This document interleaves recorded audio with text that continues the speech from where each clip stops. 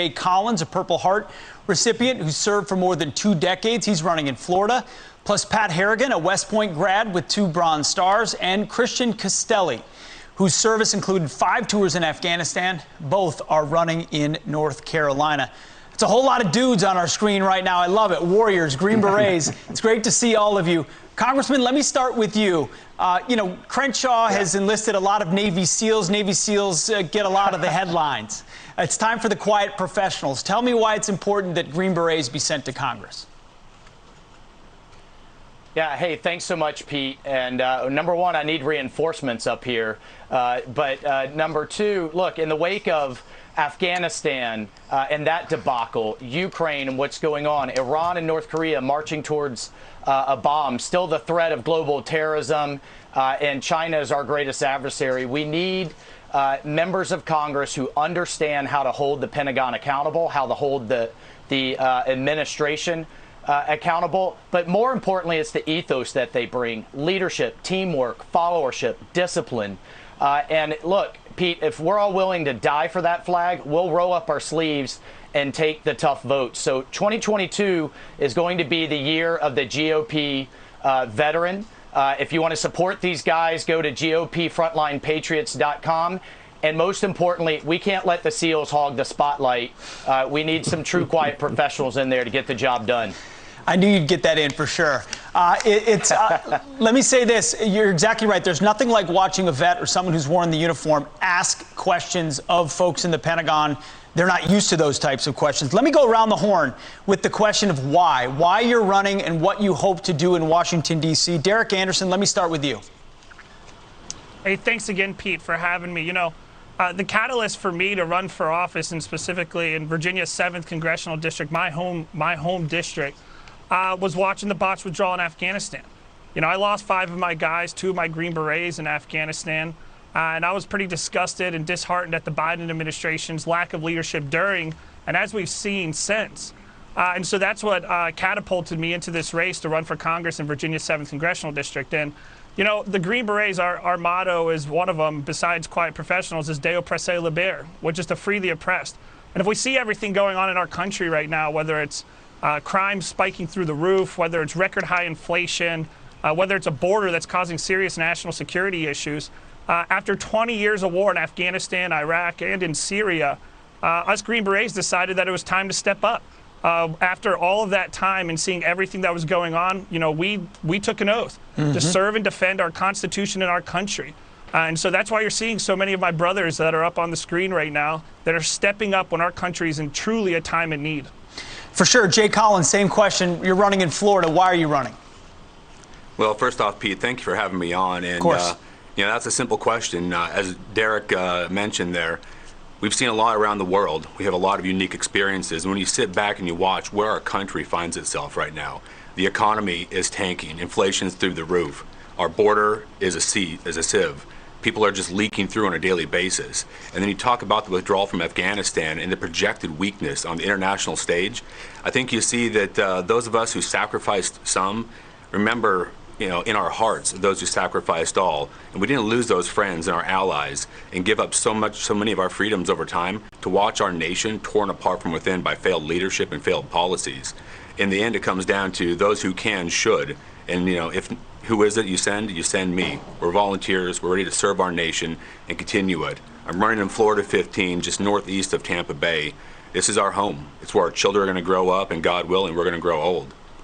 It's true. You fight over there for the freedoms we cherish it here, and then we watch them slip away. Pat Harrigan, you're running in North Carolina. Why are you running? Hey, Pete, you're a combat veteran, and we all know as combat veterans and as special operators what it means to put service before self. And not only do we understand what that means, we've demonstrated it time and time and time again. And the problem that we have today is that we have self-interested career politicians in Washington who consistently are putting their own self-interests above the interests of the United States of America and the American people.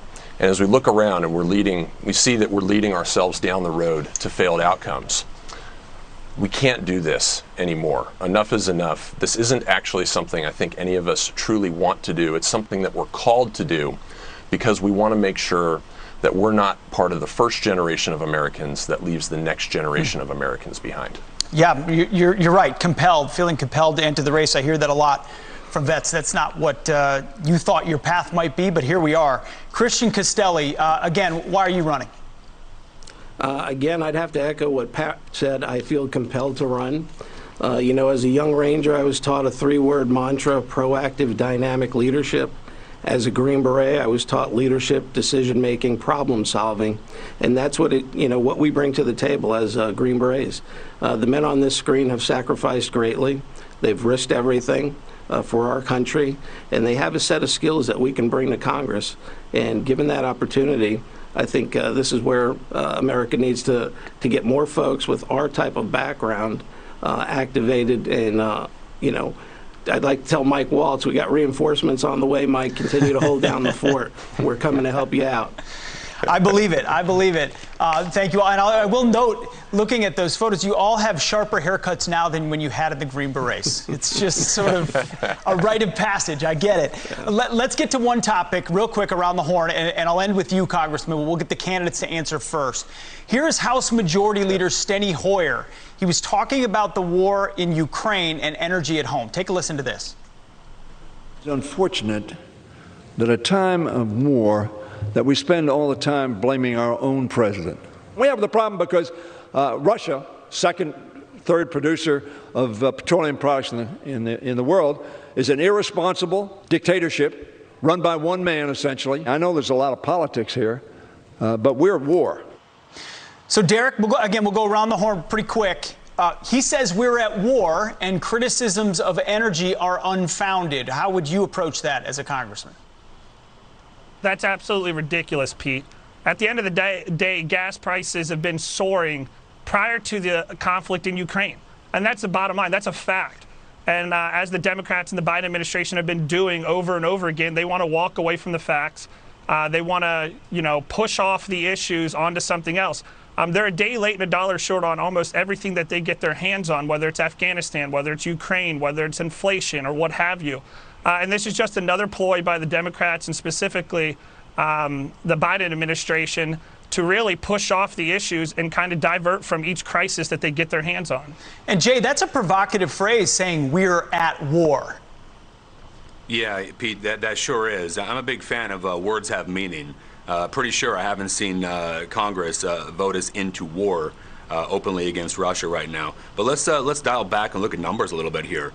When Biden came into office, gas was, I believe, $2.38 a gallon. Right now, we find a high average price of $4.45 a gallon across this country, and I believe diesel was $5.56, as you mentioned earlier. What has Biden done? Well, he's doing everything he said he was going to do, right? With this new Green Deal and all the far left legislature they're trying to push, they stopped Keystone. They've stopped the lease sales on federal and oil. They've stopped drilling on federal lands, and now the permitting is being viewed through the lens of a social cost. He's doing exactly what he said he's going to do, and in the end, I want to use 3 words. It's accountability, honor, and integrity. The Biden administration is not showing any honor. They have no integrity, and in the end, he's passing accountability on for every decision he makes and all the failures that he is truly responsible for. It's always blame somebody else. That's what Green Berets stand for. Exactly right. Pat, same question. You've been in war. What does that do to say that and then place the blame somewhere else? Well, it's definitely frustrating, Pete. And I'll tell you this. What Green Berets do is they plan. They plan for every contingency. And from a national perspective, having energy independence and not being reliant upon our foreign adversaries for our energy needs is absolutely paramount. And as the other Green Berets on this panel have said, President Biden has done exactly what he promised to do. And we're now shifting and deflecting blame to a conflict. And the reality is what the U.S. government is doing and the Biden administration is doing is simply asking the American people to suck up these costs on their back right now. And they're just deflecting the issue from the true cause, which is a lack of preparedness with our national energy policy. Christian, exit answer. Yeah, so I think Steny Hoyer is nothing but a career politician. He's been in Congress for 40 years. This is just a diversionary tactic to take the focus off of the real issues like the crisis at the southern border. We have a lot of issues here at home that need priority and focus, and once again, this is just another diversionary tactic which proves that he's a career politician skilled at doing that. Congressman, you listening to all this, you must feel like a proud papa almost. Look, these guys, Pete, have been shot at literally all over the world their entire adult lives, and yet they're willing to step up again. They'll be damned. I think I can speak for all of them. If we're going to have our kids growing up in a world led by socialists here in the United States or Chinese communists around the world, this is a fight for our country's future, and these guys are willing to come up here and fight and apply their skills where it matters most. And again, anybody who wants to support them, GOPFrontlinePatriots.com. We need your help. We need your supporting fires. Good for you, and hopefully you do have some reinforcements, all of you. Michael Waltz, Derek Anderson, Jay Collins, Pat Harrigan, Christian Castelli, thanks for your prior service, and I hope you get another bite at it. Really do. Thank you all so much. All right. Thank you. It's a good group of guys right there.